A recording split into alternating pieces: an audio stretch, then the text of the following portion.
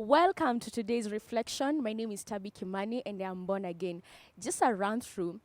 We have been doing this episode from singlehood. We went to dating, we went to the confusion stage, we went to engagement, and now, guys, we are at the newly married couple. So, to help us in that stage, we have Mr. and Mrs. Kimani. Now, Mr. Kimani is a land economist, married to Mrs. Kimani, who is a lawyer. Manze, guys, imagine those two in one house. Anyway, let's see how that goes with us. So, welcome. Introduce ourselves. Oh, thank you so much. My name is Kevin Kimani Mungai, and I'm born again. Married to Miriam, and so happy to be here and to share the journey up to where we are. Thank you. And my name is Miriam Wanjiko Maina, married to Kevin, hence Mrs. Kimani. And I'm also happy to be here. We're happy to share reflections on this stage with everyone. Great. You're welcome. Thank you. To start us off, guys, we are going to do something interesting. We're going to play a shoe game with the two of them, now that they live in one house, So I'll ask you to pick your shoes. And yes. So if the answer is Kimani, you pick his shoe.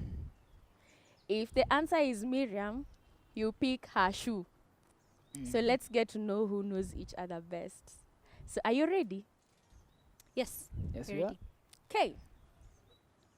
1, 2, go. Tadam, tadam. So who made the first move? Okay. Who proposed? So who's more romantic? Can we raise both? Something. Yeah. Who can? Agreed. All right. Hapo hatujajua sana lakini tutawasamehea. We're both romantic, I think. Who can kiss in public?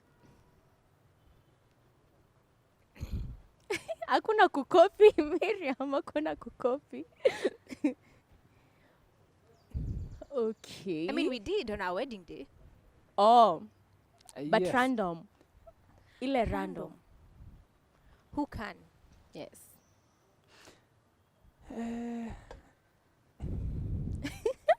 It will be half because it won't be every day, but we could try. All right. Who plans more elaborate date nights? Date nights. Yes. No, she's the better planner. Okay. Who's better when giving directions? Of course. Ooh. Okay. Who's the best driver? Of course. Oh, who's the best chef? For real? Yeah. Oh, okay. Who's the better Who's the better tipper? Oh, right. Who snores more louder than the other? We don't snore. 6 No one months. snores. Neither of us snores. Uh-huh. So maybe breathing. Can we then take... Neither of us snores. Okay, Thankfully. neither. That's okay. Then let's see this one. Yeah. Who's likely to say something embarrassing in their sleep? I think I. You think Hash is sure, by the way. Who wakes up first? I do. Oh, okay. Who's funnier? Aya. Oh, sheesh. Okay. Who's more dramatic? Kevin, usikonfusiwe. No, Kama unakuanga na drama, sema tu. it's neither here nor there. Ai. Aya, sawa. Who's more adventurous? Yes. Okay. More outgoing? Who's stubborn? I am. Miriam amekata. Okay, who's more organized? In terms of Everything. keeping their things. They can remember where they kept their shoe last night. Who's more organized? Now, But this organization is, about what? Tumefunga macho. Our eyes Eh. should be closed. Eh. We're both organized. But who is more organized? but in We're both organized. we're both organized. Kuna mtu ameinfluensiwa hapa hivi. hapana. Oh, no, she is. Mhm. But I,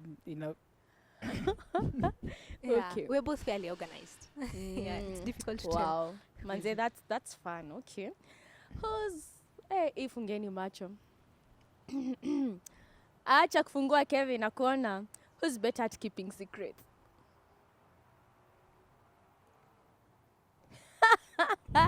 Reason why eyes should be kept closed. Please don't open your eyes. May I just to see the answer to this question? No. Who's more likely to scream at the sight of a spider? Okay. Who's the best gift giver? Oh, all right. Close your eyes, Kevin. Who will be the strict parent? Taran, taran. Aye. Eish. Whoa, guys, you have seen it for yourselves. Who is more likely to share your love story with your kids? Wataambia acha nikwambie vile tulimit. no. Aye. Aye. With our kids. Uh-huh. With our kids. Kevin, your answer again. Aye. Funga macho. Funga macho. Close your eyes, Kevin. Your answer. Aye. Guys, you knew what happened before. Who's the better dancer? Okay. Who's the bigger party animal? Don't open your eyes. That word party animal. Okay. Hizo ya kwenda party. Parties. Okay, parties. Who is likely to cry in a movie? Kabisa. Who No- has the not best likely. style? Who has the best style? Okay. Who's messier? Mtoto anakuanga tu messy. Don't open your eyes. Who's messier? Finally. Nevo, you can open your eyes. Guys, you have seen. You have seen. Tutawaambia, we'll give them feedback later. Anyway, thank you so much You're welcome. for allowing us to play with you. And now we think we know you much better than before. So, thank you for honoring this invite. And now let's get to the real thing. And we are glad to be part of your story. I think 6 months into your marriage. And let's start with, how did you guys meet? What's your love story? You can start with Miriam. How we met? We Yes. met at a Christian conference called Commission by the Fellowship of Christian Unions. I was a student in my third year, and he had been out of school for about a year. And we just kind of talked the way you'd meet randomly people in a conference, and the conversation just picked up from there. Is there a different version? Yes. Let's hear this guy. No, I'm just straightening out, putting facts straight. She was in fourth year, Oh yeah. and True. I was out for almost 2 years. So I had just gone there to see what is happening for 2 days, and then Yeah. that's when I saw her and made the move. Within the first meeting. Yes. Whoa. Okay. Man, did you hear that? So, guys, when they are at that stage, there's always this confusion of just, you're not really choosing your best. Most guys end up settling for what the available options that are there. And because you guys seem to have done it at that point, what would you say about settling and choosing? Let's start with Kevin. Yeah. Now, at that point, as I had said, I was out of college for almost 2 years. Yeah. So I had met a number of people, a number of girls, but my heart was not settled. So Mm-hmm. uh, being this in this Christian conference, of course there are many people. I still had people here in St. Andrews I was fellowshipping with, Okay. but I think there's just the way God gives you peace when you see someone and you Mhm. know there's a future you can see. Yeah. So the moment we talked for the first time, I think it was instant the way we clicked. Mm-hmm. So even picking up from there, it was much easier because our our beliefs about life, about our doctrines in religion, Yeah. and even our liking for things. Mm-hmm. I mean, there was certain striking that came about, which made it easier for us to connect. Okay. Yes. So Miriam, maybe from your side, what is the difference between settling and choosing, and how would you tell a girl, how can a girl know when they're settling rather than choosing? I think you're settling. You would know if you're settling for one among whatever is available.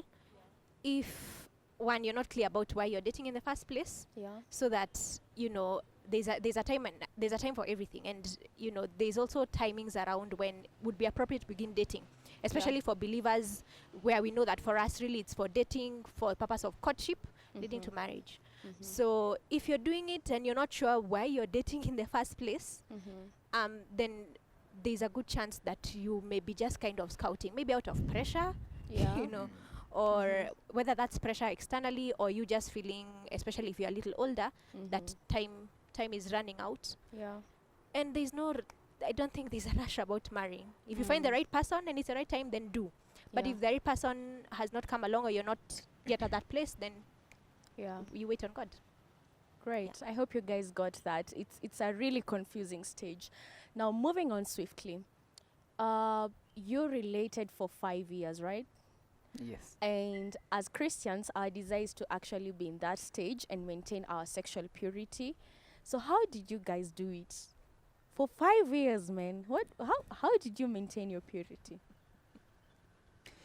Now, yes, we'll start with you. if I may go first, 5 years might sound like a long time, but if you're occupied, it can be very short. So in the 5 years, there were a number of things. She was in Kenya School of Law. After that, pupillage and all that. I was also doing my professional exams, and then after that, I went out of Nairobi for work. So there's a good number of there's quite some time when we were busy with our own things, Yeah. but still together. But now coming to your question, maintaining sexual purity, I think for us it was first about purpose Mm-hmm. and making it clear in our hearts and putting it down that this is what we want to do. Yeah. You know, as Daniel said, that Daniel determined in his heart not to defile himself. Yeah. So even for us, I think that's something that was clear right from the word go. Mhm. So even as we went on, we had purposed for that, and it was very clear. And then the other thing, as I said, we were busy with our own things. As Yeah. I had my own house, Mhm. but we would not make it a habit to meet at my place every so often, Mm-hmm. because the moment you give the devil a chance, I mean, he takes it He takes it and, and runs, with it. So you don't give him that leeway. So you purpose and you make it clear, even your actions. Okay. Yes. Is there anything you will add, Miriam? Yeah, I'd say also accountability. So once Mhm. there is a conviction his conviction and my conviction about boundaries. Mm-hmm. So we have one mind in that regard, and then creating circumstances that help us. So there's other things that to be done that we don't have to meet at his house. It Yeah. helped that for most of those 5 years, Yeah. I was at my parents' house. Uh-huh. Though there was there was a little while there when I was at my own place, but Yeah. even then we had to be deliberate about certain things. But the Mhm. third thing would be accountability, and Yeah. that he has friends who will ask him point blank certain questions, and I have friends who will ask me point blank certain questions, Mhm. and I will answer truthfully, and that helps to keep a check, because it's not an easy journey, but Mhm. it's doable. Yeah. Yeah, and now that we're on the other side, it's like, okay, by the way, whatever is the rush, Yeah. but I guess you don't quite see that perspective until Mhm. you're there. But we really thank God for his grace and for Yeah. his strength Mhm. to have the conviction to be careful about circumstances, creating circumstances, and Yeah. not creating circumstances Yeah. that will help or not help. Mhm. And then, of course, not doing life alone. It's not just the two of us. We have people around us, and it Mhm. also really helps to have people who you're accountable to, both what do you call Same it? level. and a higher level. Horizontally, and Mhm. others you're accountable to vertically, and Vertically. others who are looking up to us. Yes. Uh-huh. Sometimes it's just that kind of helped us. Would kind of go, what would we ever do? And Yeah. Yeah. yeah, Mm. Wow. keeps us in check. Yeah, and you Wow. see, purity, Uh-huh. purity, purity applies not just then, but even now. Even Yes. now, True. we both have to be careful what we see, Mhm. what we touch, what we listen to, Mhm. where we walk. Mhm. So the purity thing is not just before; it just maybe slightly changes as far as the sex is concerned. Yeah. But purity still stands. Yeah. Yeah, purity Yeah. still stands for him, because he will Mm. account to God alone. Yeah. I will account to God alone, and then Yes. out together. Wow. Yeah. I hope guys who are on that stage, you got that. The thing about purpose, occupying yourself, accountability, convictions. I hope you got that clearly. And now that you mentioned about now you're on this side, so crossing that line of now you're no longer single, now you're married. You can easily say I'm Mr. and Mrs. And what are your expectations versus reality? Now that it's just 6 months ago, you guys were single, and now it's just 6 months into. What did you expect, and what's the reality? You can start with Miriam. Let's see. Maybe I think it's easier maybe to use an example. Yes. Yeah, sure.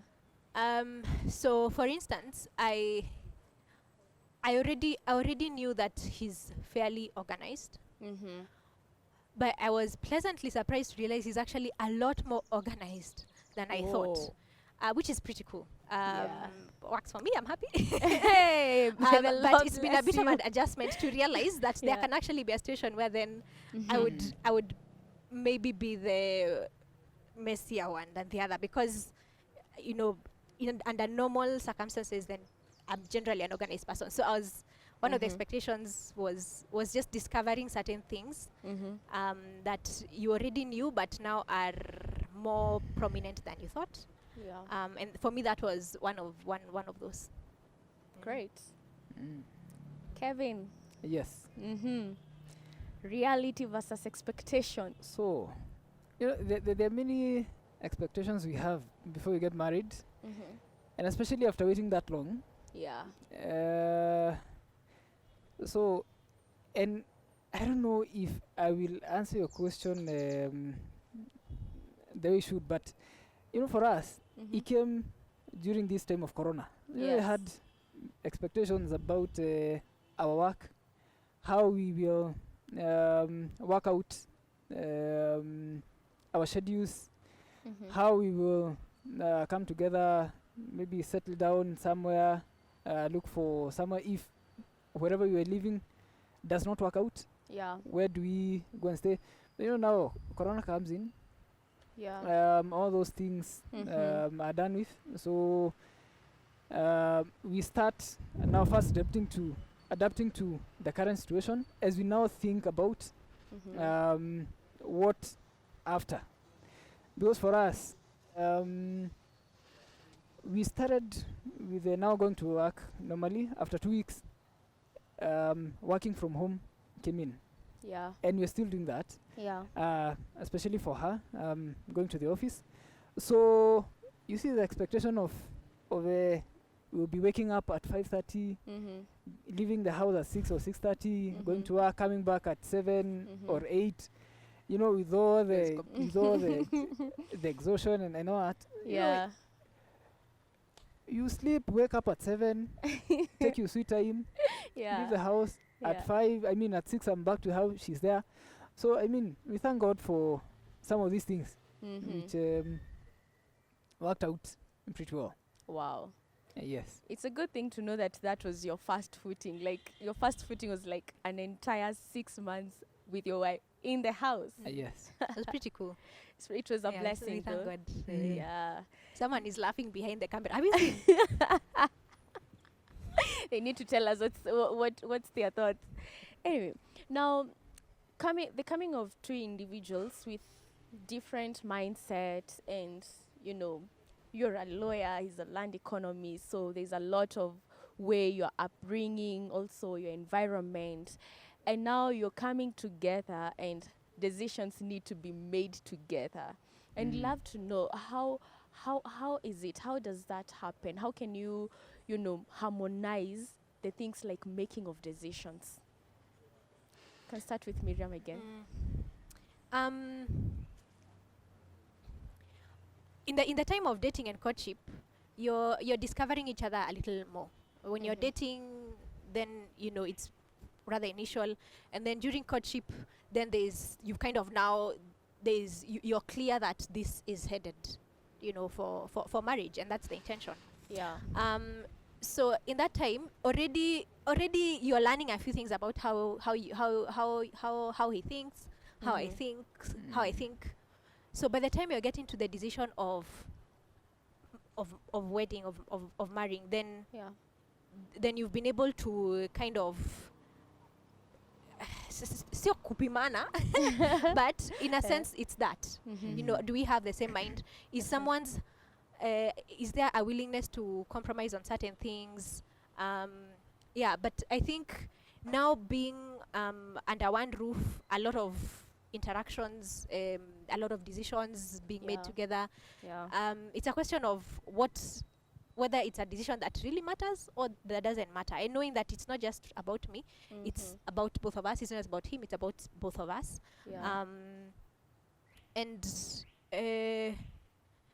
If there's things being hidden, then it becomes weird.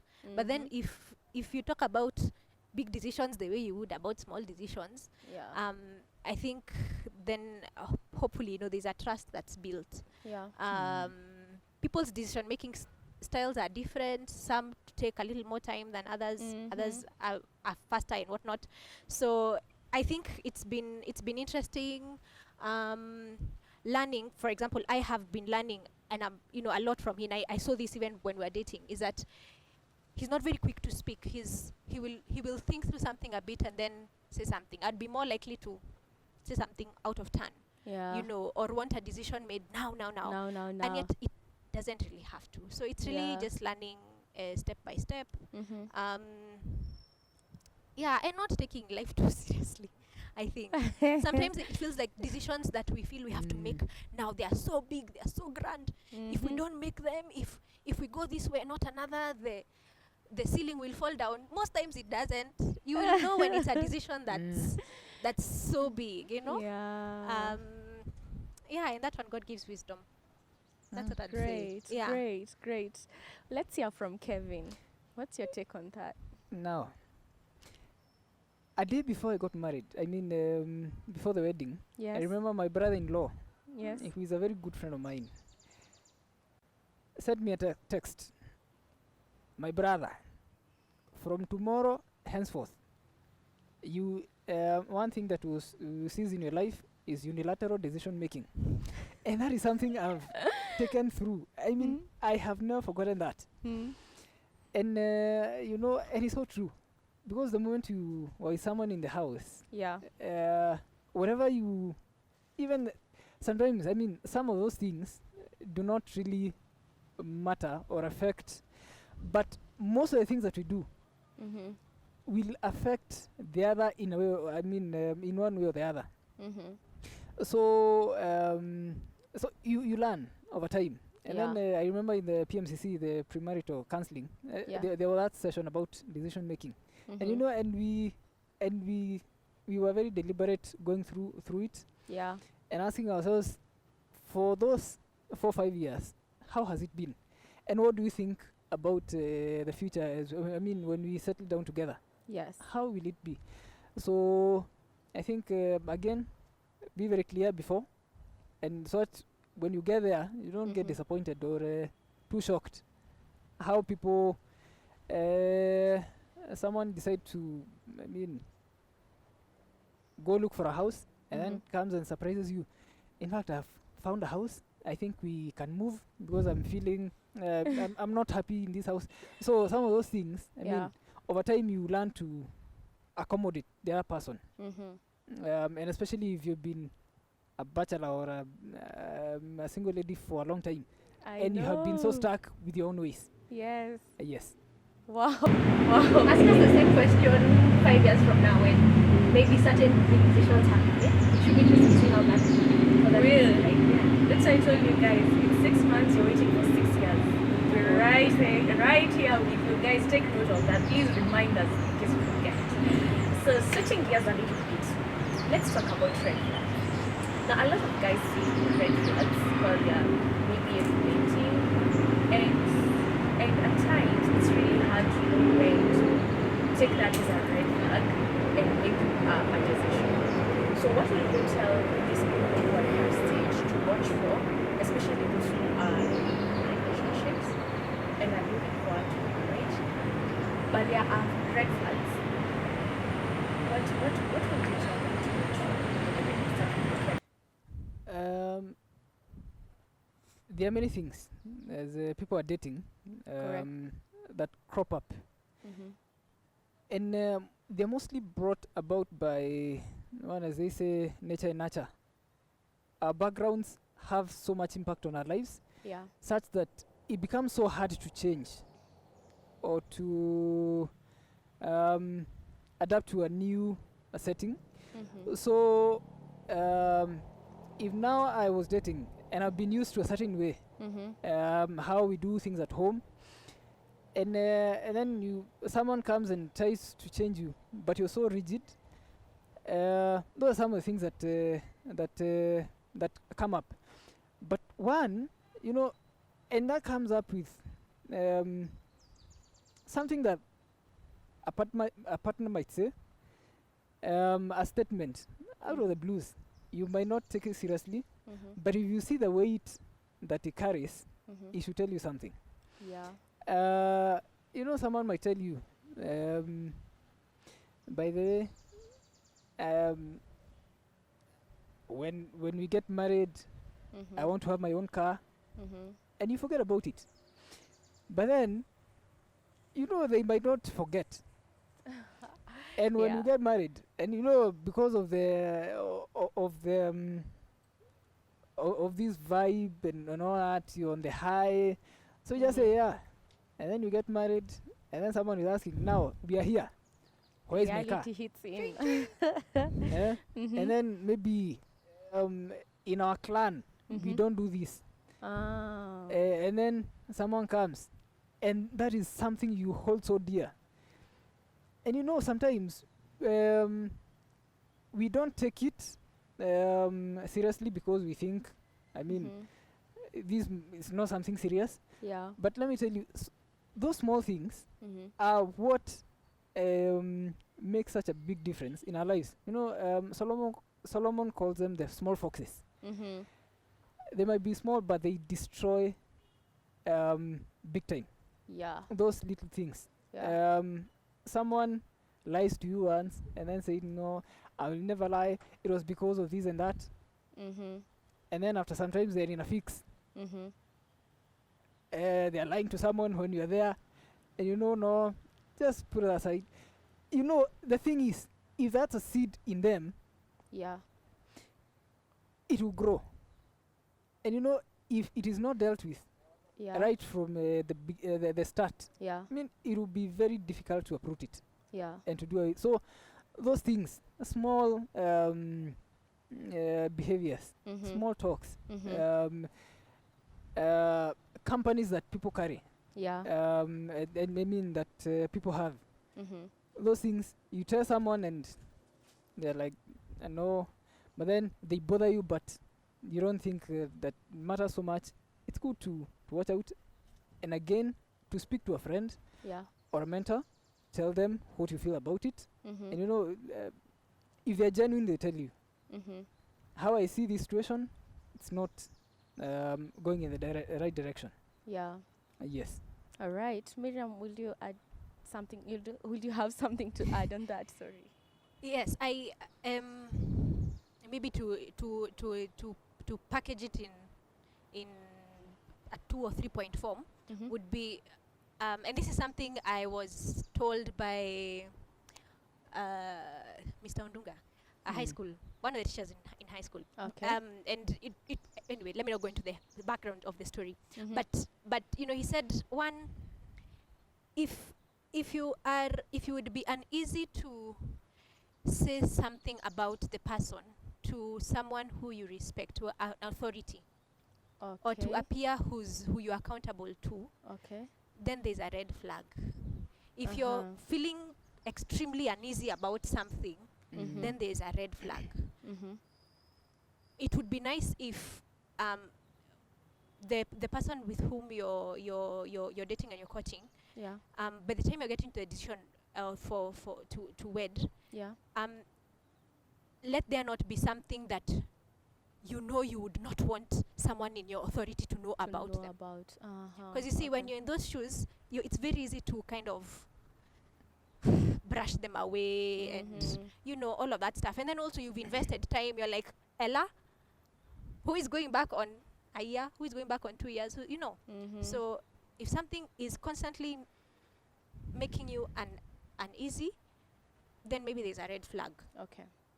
If you're not able to talk about that kind of thing with a person in authority to you, Mhm. then maybe there's a red flag. Mhm. Um, yeah. So that's I think that's what I'd say. Okay. Um, Wow. Wow, that's huge. That's really huge. on things like community. If Uh-huh. parents are the ones who have an issue with the community of of your partner, now that one we leave them to the Lord. Yeah. Mm. But on Uh-huh. stuff, though he's Stuff. saying lying, they lie Mhm. to someone in your presence, then they lie Mhm. to you. If I lie to someone in his presence, then I Mhm. lie to him. Definitely. Mm. Yeah. Yeah. That's really huge. Thanks so much. Well, for now that you've been in marriage slightly above 6 months, yeah. What are three most important things in marriage? Wow. Three most important things in marriage. Mhm. Answering that when we are newlyweds is a bit of a fix, because obviously those who have been there longer than us Yeah. have a lot more perspective. Yeah. But from this point of view, from our journey so far, speaking Mm. as newlyweds of 6 months, um, three big things in marriage is not looking one, Mhm. not looking to just your own concerns, but Mm. considering the concerns of the other person. That's a big one. If Yeah. if all you think about is me, myself, and I, this one it will be it will be a tough one to hack. Mm. Uh-huh. That's one. Secondly, is celebrating the individuality of the people, Yeah.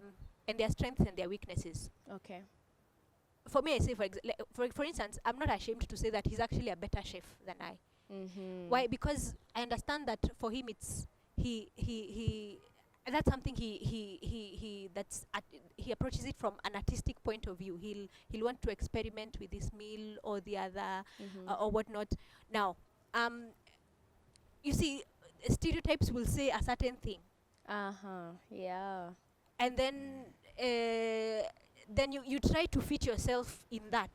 Mhm. You try to fit yourself in that, and it doesn't help. It doesn't help anyone. Yeah. Yeah. Mhm. So it's a question of understanding what my responsibilities are, Mhm. and encouraging the individuality of each other, Yeah. and learning from each other. Yeah. Yeah, learning from each other. So you know, you can't go in. It becomes a challenge if you go in and try to suppress each other's individualities. You know, if he likes to read his newspaper on Sunday at a particular time, what's the problem? Let him have his peace. Let him read his newspaper. You know, so I think just allowing each other's individuality to still be manifest, so that then we are responsible for each other, because I am responsible to helping him grow in his gifts. He's responsible in helping me grow in my gifts. And humility, because you begin to see a lot of good in each other. You begin to see not very good things about each other. And then you remember the picture that we have of marriage from scripture, and how Christ relates with the church, and then you learn that this thing called love, 1 Corinthians 13 is cliche, but it's true. It is true. Yeah. And maybe carrying on from what she has said, see good things about each other, and see some things that you feel are not good, maybe as you expected. Maybe Kevin, you could tell us, how can one avoid taking our loved ones for granted? Having seen the good and the bad, how can we avoid, especially on the good part, or even on the bad side, how can we avoid taking it for granted? Now, let me first appreciate her for what she said. It was quite elaborate. And it's so true. Being there for each other. But then the thing is, many a times, human beings want to feel entitled and to have our way. And sometimes our partner or our spouse might do something good, but we think it's her duty, it's her responsibility. So, but then it's always good to appreciate. And you will never know until you tell them or you appreciate them for something they have done. You buy them something very simple.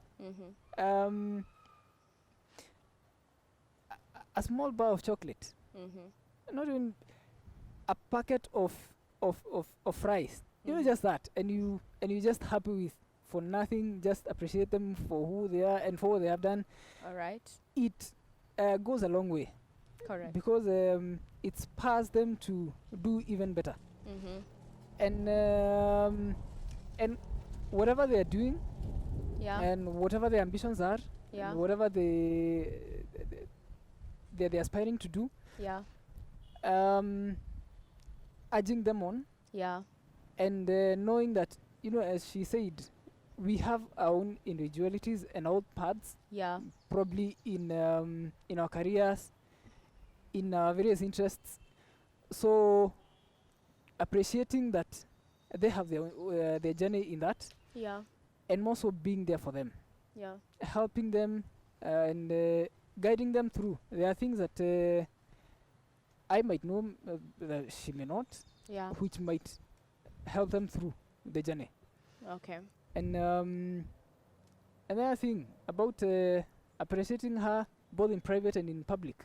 Those small things make such a difference. Wow. Yes. Interesting. Interesting. I hope you got that. Appreciate you for everything and all that.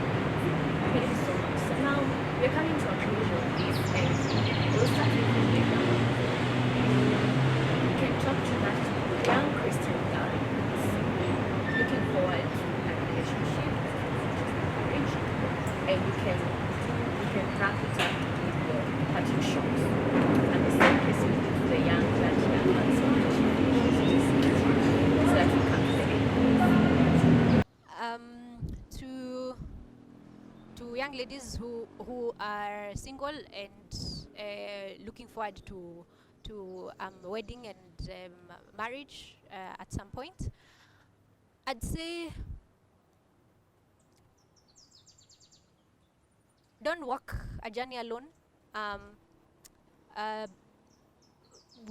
begin to think about what your convictions are regarding dating and courtship and marriage. Ask God to help you to define uh, what kind of person that you ought to be, and what kind of person the other person, the prayer would be that they are. And enjoy relationships that don't have exclusivity. We take for granted the opportunities people have to mingle in places that don't have the pressure of, oh, he's seen me in this dress already, I need to wear another dress. It's nice to enjoy the season of interacting with people in a larger context, because it helps you to discover things about yourself, about other people, about the opposite sex, that you may not be able to if you're already in a place of in a relationship. Okay. Ultimately we make decisions as we go along. Yeah. And so just as we submit all other things to the Lord, you submit it to God. If there's something for you that is important to you, if it's important to you that he dresses well, bring it to the Lord. He actually might answer that prayer. But begin to think about what are essentials and what are not essentials for you. Yeah. That said, marriage is beautiful. It's a good thing. We thank God for the journey we are on, and we look forward to how everything unfolds as we go along. But no one said you have to marry at 24 or 25 or 26 or 30 or 40. Correct. The Lord knows the purpose he has for you. So walk in that purpose. So let there not be a heaviness on one's head, or a timeline that they have that must be met, because then that creates a situation where people make all sorts of decisions. All right. Thank you yeah. so much. And have good fun. Take it easy. Have good fun. Relax. Yeah, relax. Enjoy life. Relax. Enjoy it. Yes. Before the serious stuff begins. But yeah, enjoy it. Yeah. Enjoy every season. Yeah. Don't be too Rigid. about it, or too stressed about it. Let things flow, and in their time they do. Correct. And they will. Wow. Yeah. Yeah, mine, I think it will be short. Number one, as you get into a relationship, because that's what will lead you to marriage thereafter. First, establish yourself in your field. Whether in your profession, you are you are a scholar, you are in service. There are people who are in service. Establish yourself so that this person is not coming to complete you. They are coming to complement what you already have.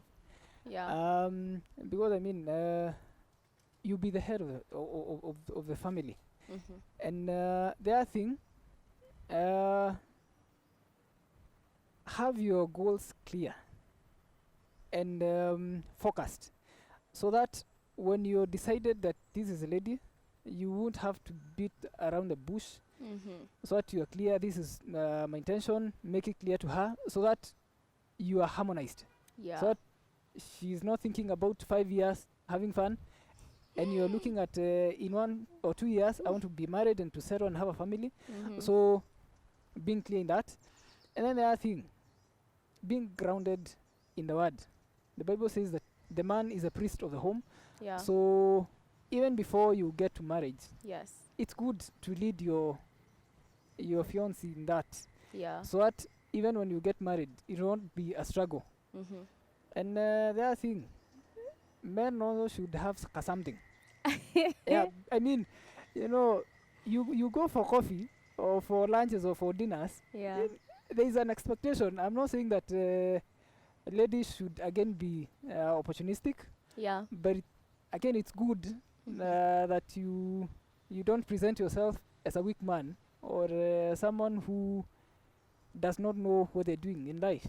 So in that way, but all in all, Yes. commit it all to God. Yeah.